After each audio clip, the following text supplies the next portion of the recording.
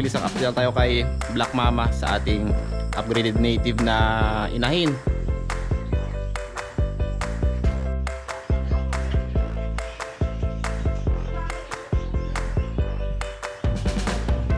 Okay, so 7 araw matapos na maiwala natin siya sa kanyang mga biik.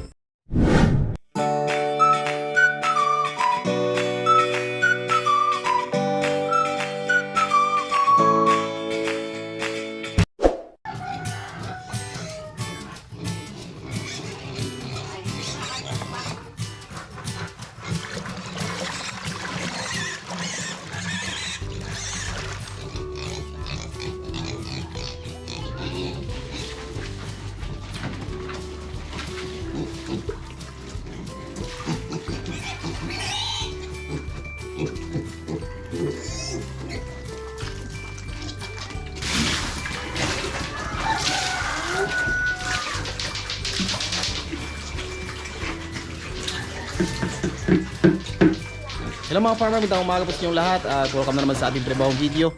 Yan, at alas 6 ng umaga ngayon at kakatapos na natin magpakain sa ating mga alaga at maglinis ang kanilang kulungan. At mag-update lang tayo ng mga farmer, mabilis ang update lang tayo kay Black Mama sa ating upgraded native na inahin. Okay, so 7 araw matapos na maiwala natin siya sa kanyang mga biik. At yun, nakita na naman natin siya ng paglalandi, yung ating baboy na yon. So update ko po kayo at kung ano yung status niya at kung ano yung mga gagawin natin sa kanya sa paglalandi niya ngayon. So alam naman natin na tuloy-tuloy pa rin yung panalasa ng ESF dito sa aming lugar.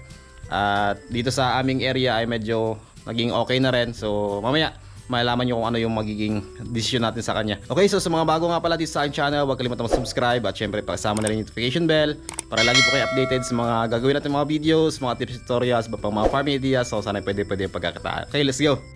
So ito na mga farmer, si Black Mama ngayon. So kung mapapansin natin ay talagang sobra yung pangayayat niya dahil sa madami yung kanyang biik na pinapadede. At the same time ay sobrang laki rin yung mga biik niya bago natin naiwalay. So actually 29 days tayo nagwalay sa kanya.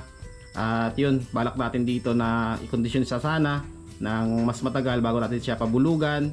Kaya lang ay yun, 7 days after nang maiwalay natin siya ay nakita na natin siya ng paglalandi. So ilang araw po siya na hindi kumain. At yun, balak sana natin dito na palipasin na naman yung kanyang paglalandi dahil sa alam naman natin na talagang tuloy-tuloy pa rin yung panalasa ng ESF dito. At nung una ay nabahala tayo nung nakitaan natin siya ng kawalang ganang kumain. So talagang ito po kasi yung isa sa mga senyales na nagkakaroon ng ESF yung ating mga baboy kapag wala siyang ganang kumain. Kaya lang ay nung nakaraan, so nakitaan na talaga natin siya ng paglalandi. So katulad ng paglabas ng puting likido sa kanyang ari, at kapag sinasakyan natin siya ay talagang di siya pumapalag at yung tenga niya ay nakatayo. So ibig sabihin ay standing heat na po siya. So pinalipas ko muna yung isang araw at kanina nga chinek ko siya ulit. So di pa rin siya pumapalag kapag sinasakyan natin at ganoon pa rin yung kanyang senyales. At halos 3 gabi na rin po kami na walang tulog dahil sa sobrang ingay niya. Kaya ngayon ay nag-come up na kami ng desisyon na yun, ipabulog na namin siya or pakastahan kapag mayroong available. So kahapon din mismo ay naghanap tayo ng posibleng magiging supplier natin ng similya, no, or kahit na barako. So pumunta tayo dun sa isa nating kakilala din na kung saan ay nagsiservice sila ng artificial na insemination. At yun, nagpapasalamat tayo dahil sa meron siyang kinontak at may available daw na similya na for AI or artificial insemination. Kaya yun, kinontrata ko na ngayong araw na kung maglalandi pa rin yung ating inahin na yun na si Black Mama ay tutuloy na natin yung pag-AI sa kanya. So yun, kinontak ko na rin kagabi yung supplier na yon at ngayon natin pupuntahan. So tayo mismo yung pupunta doon. So kahit na sila rin mismo ay ayaw nilang pumunta sa kahit nasaan na mga farm na merong baboy kasi nga baka mahawa yung kanilang mga barako doon na kinukunan ng similya. So mamaya mga farmer, abangan nyo, baka i-part 2 na lang natin yung pagkuha ng similya na yon. So kahit na si White Mama ngayon ay nasa ikatlong paglalandi niya na, so kapag naglandi siya ulit, so ganun na rin yung gagawin natin. So kukuha tayo ng similya dun sa ating supplier na yon at i-AI na rin natin siya. So marami nga pala nagtatanong sa atin kung ano daw yung sikreto natin, kung bakit yung mga inahin natin ay 5 to 7 days or pinakababa 3 days simula nung winalay natin sila ay talagang yun, standing heat na or naglalandi na, no. So it's a matter of conditioning na naman yan mga farmer. So pagkawalay natin sa kanila, so automatic purga, inject ng vitamins, at yun, tamang pagkain. So yun lang po yung sikreto ko. At the same time, dagdag ko na rin yung pagkakapon natin ng mga biik, yung mga itlog na nakuha natin doon. Yun, pinapakain natin mismo doon sa ating mga inahin. At yun, parang nakatulong yun para mag-stimulate siya at mabilis siyang maglandi ulit. So wala pa namang pag-aaral doon tungkol sa ganong estilo, pero yun, gumagana po yun sa akin. At kahit doon sa mga si-servicean natin, so magugulat sila kung bakit yun, dati daw maabot ng 15 days to 1 month bago maglandi yung kanilang inahin.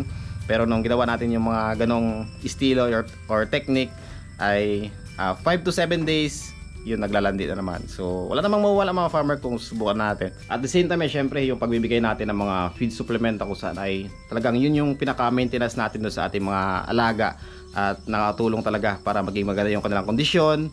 At the same time ay malayo sila sa sakit. So yun po yung ating ginagawa dito sa ating mga baboy, kung kaya't ganun kaganda yung kanilang performance at hindi tayo nahihirapan sa pag-alaga sa kanila. So yung mga farmer, abangan nyo yung pag-AI natin kay Black Mama.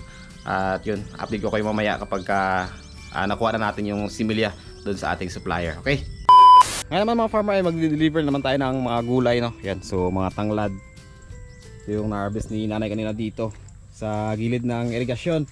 At ito naman yung ating mga gulay dito. Yan. So napakarami naman itong mga farmer. Kahapon nag-deliver din kami doon. At kunin natin yung mga reject doon at ibigay natin sa ating mga alagang baboy. Yan.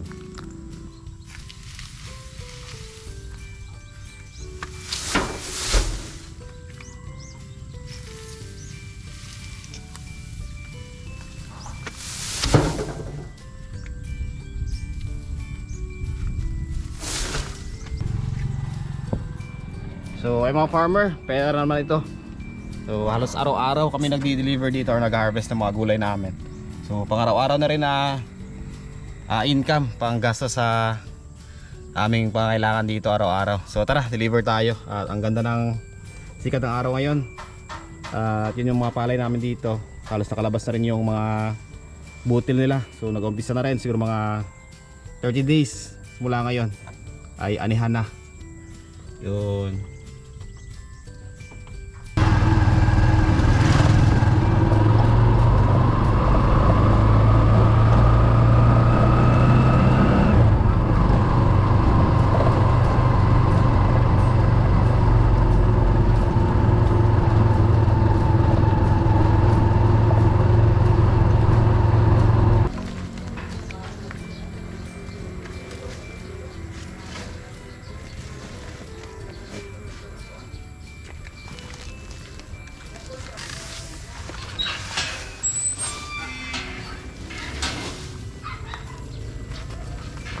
So yung kita natin kahapon mga farmer ay nasa 480, no. Yan, so ito na lang yung natira kasi nga binili natin ng mga kailangan natin sa bahay. You know. Yan, so kompleto na yun mga farmer, halos sa araw-araw na kailangan. Ito lang po yung pagkukunan namin dito. Ay ito rin yung mga reject na mga gulay, oh. Yan, ito yung ating bibigay sa ating malagang baboy. Yan, gulay. Hindi na natin gagayatin yung mga farmer kasi nga kinakain na naman nila kahit na hindi natin gagayatin. Ito yung mga beef natin, oh.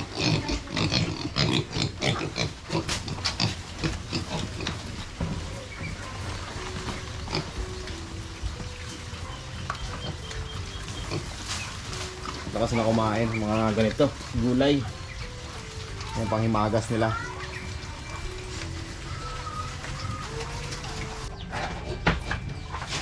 Yun, so ito naman si White Mama mga farmer ay inaantay ko na lang yung pang-apat na paglalandi niya, tsaka i-ay na rin natin to kasi nga sayang yung panahon na.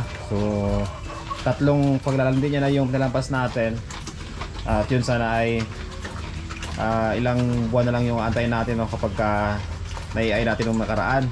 Kaya lang ay yun nga, walang available na barako or walang available na i-ay. So ngayon na po yun nagkaroon ng availability yung ating contact na yun. So pasalamat pa rin tayo. So antayin natin to at yung susugal na rin natin pagka naglandi ulit.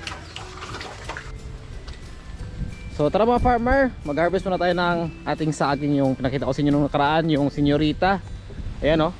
So pwede na to. So pangit din kasi kapag sobrang tanda na bago natin to kunin, kasi nga magkakaroon yan ng bitak dito at mahirap natin balatan kapag masyadong matanda, kasi nga sumasama or nakadikit yan dun sa mismong laman niya, yung kanyang balat. So ganito, sakto-sakto na to kapag nahinog ay dito mahirap balatan yung ganitong klase ng saging. Okay, so kunin na rin natin yung kanyang puno, tsaka bigay natin sa ating mga alagang manok tsaka pato.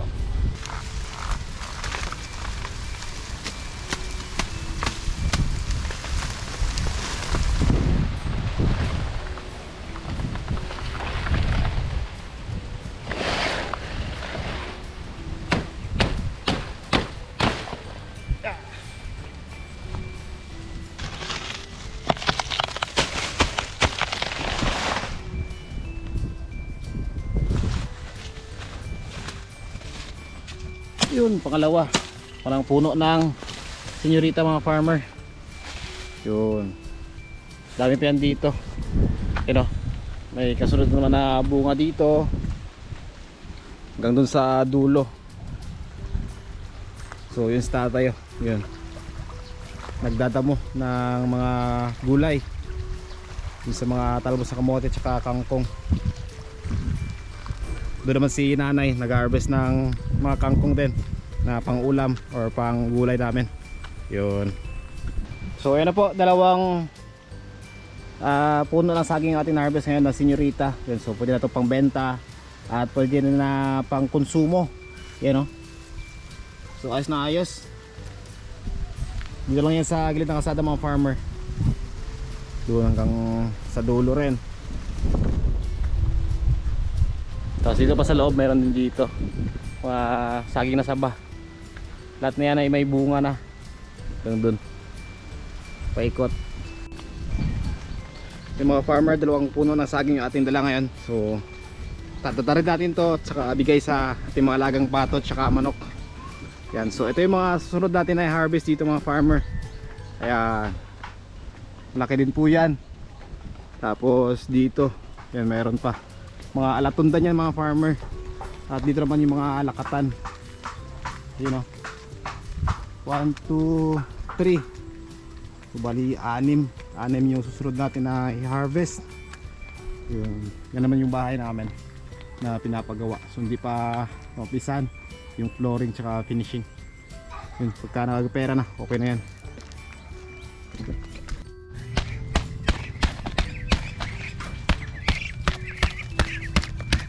Yan, tatadarin na natin mga farmer at din natin ito dadaan sa ating shredder machine. Yan o. So gustong gusto agad ng mga pato natin. So tipid tayo sa oras, tipid pa tayo sa kuryente dun sa ating shredder. So ito yung mga nilagay natin nung nakaraan, no? Yan. So ubos na agad yan. So balat na lang yung natitira. Yan. So ganun din yung mangyayari dito mga farmer sa ating tinadtad na ito. Yan. Yan.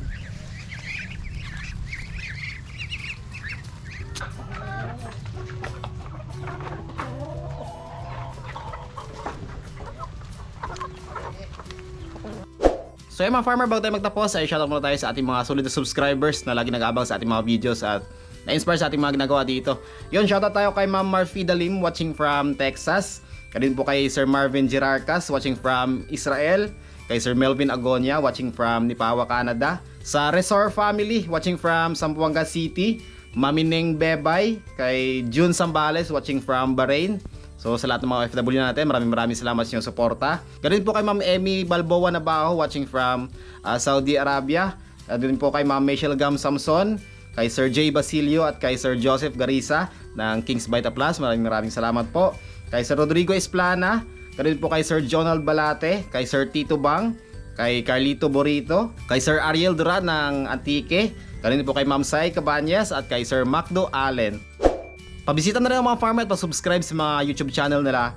Probinsya ng Magbababoy, Agrivels Vlog, Agriwen Adventures, Mariskarting Situring, Rick TV at Kabuloy Vlog TV. So yung mga farmer, maraming salamat sa inyong panonood. At sa mga gustong pa-shoutout comment lang kayo sa ating comment section para may shoutout kayo sa ating mga next vlog. At sa mga hindi pa po nakapag-subscribe ay pa-subscribe na lang din po para lagi po kayo updated sa mga gagawin pa rin mga videos, mga tips and tutorials, mga farming ideas na kung saan ay pwede yung pagkakitaan. So hanggang sa muli mga farmer, happy farming!